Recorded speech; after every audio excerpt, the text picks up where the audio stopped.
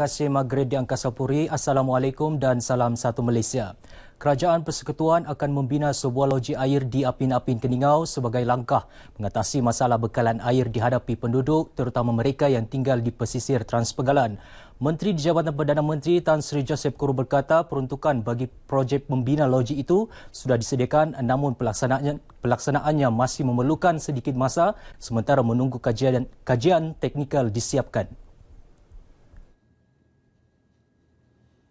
Tan Sri Joseph Kurup berkata pihaknya telah mengenal pasti dan membangunkan sumber air graviti di Sungai Mayor dekat Suk dengan kos RM380,000 sebagai kemudahan mendapatkan bekalan air sementara menunggu projek loji air berkenaan disiapkan. Ini pembekalan air ini ialah untuk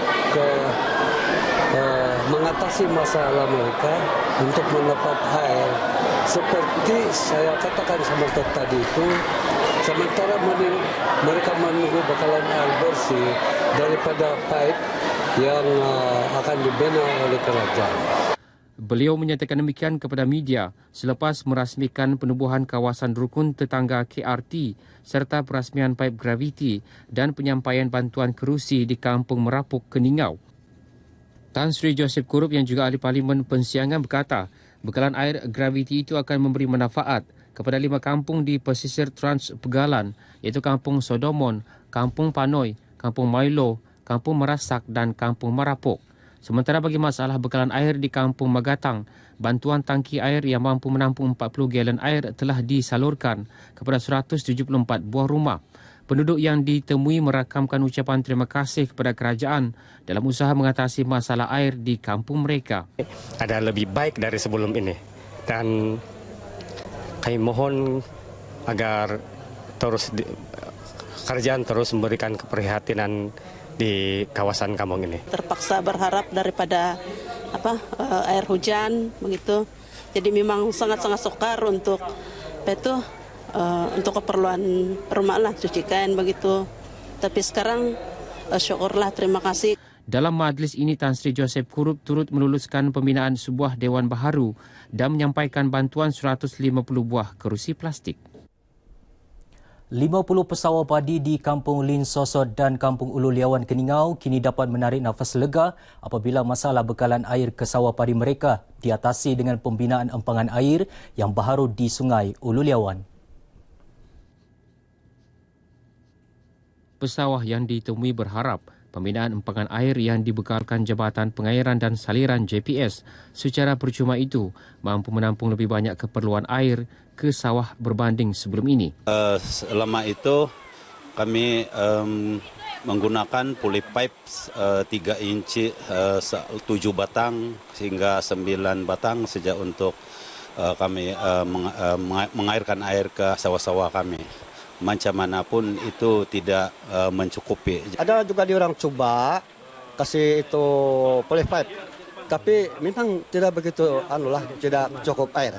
Jadi apabila sudah kena buat begini kami sini kira senang hatilah pasawah-pasawah karena mendapat air sawah padi masing-masing. Mereka ditemui pemberita RTM selepas Majlis Gotong Royong membina empangan air baharu itu di Kampung Ulu Liawan, Keningau. Sementara itu, Pembantu Menteri Pertanian dan Industri Makanan, Datuk Serin Karno yang turut serta dalam gotong royong ini menjelaskan langkah awal bagi mengatasi masalah pesawah telah diambil dengan meluruskan dan mendalamkan sungai sejauh lebih 400 meter selain akan membina 2 lagi empangan di sungai ini. Ini bagi memastikan tiada lagi limpahan air banjir keluar sehingga ke kawasan sawah. Sebenarnya di sini ada 3 gebian yang kita akan buat. Ini saliran kedua. Di atas saliran pertama ini ketua kampung punya tempat dan di bawah lagi di bawah jambatan yang telah pun disiapkan pun itu yang ketiga di situ melibatkan tidak kurang daripada 10 pesawah. Dalam perkembangan lain, Datuk Sairin memaklumkan bahawa masalah hakisan tanah runtuh di sepanjang sungai dalam kawasan Dewan Undangan Negeri Liawan yang mengancam keselamatan penduduk akan diatasi secara berperingkat. Kerajaan diminta mempercepatkan pewartaan rang Undang-Undang RUU Pemeliharaan Warisan Negeri 2017 yang diluluskan di Sidang Dewan Undangan Negeri Dun Sabah baru-baru ini. Pembantu Menteri Pelancongan Kebudayaan dan Alam Sekitar Datuk Kamalin Ombi berkata, Sabah mempunyai banyak kebudayaan etnik termasuk lokasi bersejarah yang perlu diwartakan sebagai warisan negeri. Usaha berkenaan dilihat satu inisiatif konservasi yang mampu menjadi pemangkin dalam menjaga nilai sejarah sedia ada selain menjadi tarikan produk baharu pelancongan negeri ini. Beliau berkata demikian kepada media selepas perasmian serentak Majlis Anugerah Kecemerlangan Pelajar Sekolah Agama Rakyat Kampung Lupak dan Sekolah Kebangsaan Lupak di Beaufort. Datuk Kamalin yang juga Wakil Rakyat Lumadan berkata, kerjasama pegawai daerah amat diperlukan kerana sebagai pengurusi pelancongan daerah, mereka bertanggungjawab menyediakan senarai tapak kebudayaan di kawasan masing-masing.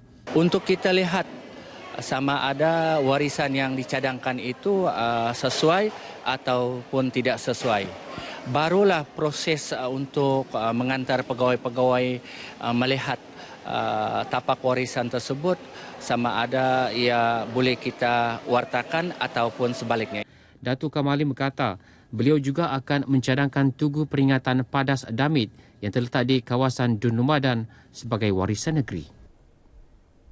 Kejohanan Rugby Papar Patrons Cup 10-11 2017, anjuran Persatuan Rugby Papar perlu dimasukkan dalam kalender tahunan rasmi negeri ini bagi menggalakkan lebih banyak belia menyertai kejohanan tersebut.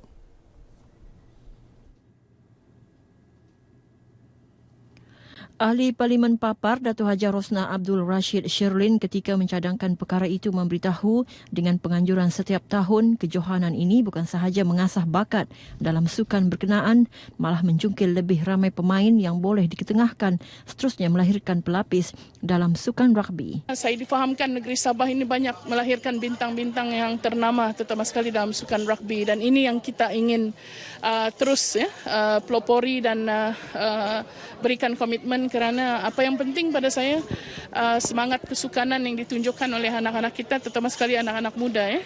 Beliau ditemui pemberita selepas kejohanan Rugby Papar Patrons Cup 10-11 2017 di Padang Pekan Papar. Sementara itu, Timbalan Presiden Kesatuan Rugby Negeri Sabah, Dr. K.H. Tan berkata, pihaknya sentiasa menggalakkan penganjuran kejohanan sedemikian sebagai persediaan mencari bakat baharu yang boleh digilap untuk diketengahkan ke persada antarabangsa. A couple of years ago, the Federal Minister called Sabah the land of rugby. Why did he call the land of Sabah land of rugby? We didn't call ourselves Sabah land of rugby. He did because he realized that today a lot of rugby development is going on in the state. And then, of course, on Sabah rugby side, we are encouraging all the association like Papar. Sebanyak 20 pasukan rugby menyertai kejohanan ini terdiri daripada 15 pasukan lelaki dan 5 lagi pasukan wanita. Baik, sekian berita dari Sabah petang ini. Kembali semula bersama Margaret di Angkasa Puri. Silakan Margaret.